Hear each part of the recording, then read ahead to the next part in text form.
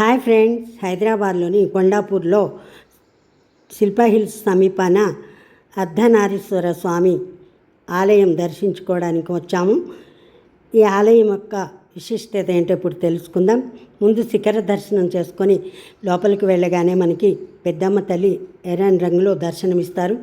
తర్వాత ఇక్కడ త్రిశూలం కూడా రాతితో ఎంతో చక్కగా చెక్కబడి ఉంది. ఇక్కడ రేణుకామ్మవారి గుడి కూడా ఉంది. గుడి ముందు నాగేంద్రుల వారు అమ్మవారి పాదుకలకు చుట్టుకొని ఉంటారు. మనకి ఏ గుడిలో అయినా నాగేంద్రుల వారు శివలింగానికి చుట్టుకొని ఉంటారు కదా, ఇక్కడ అమ్మవారి పాదుకలకు చుట్టుకొని మనకి దర్శనమిస్తారు. తర్వాత అమ్మవారి గుడి చూసిన తర్వాత ఆ గర్భాలయం ముందున్న ధ్వజస్తంభం కూడా ఎంతో చక్కగా రాతితో చెక్కబడి ఉంది. తర్వాత ఈ గర్భాలయంలోని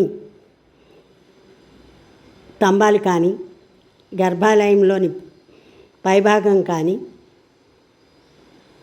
ఎంతో శిల్పకళా నైపుణ్యంతో చెక్కబడి ఉన్నాయి. తర్వాత ఇక్కడ నందీశ్వరుల వారు కూడా చాలా బాగా ఉన్నారు. చాలా బాగా చెక్కబడి అందంగా ఉంది.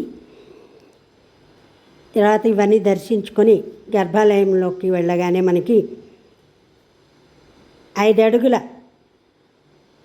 ఎత్తులో నల్లని గ్రానైట్ రాయితో ఒక పక్క శివుడు, ఒక పక్క పార్వతీ అమ్మవారు కలిసి సమ్మోహన రూపాన్ని మనం ఇక్కడ దర్శించుకోవచ్చు.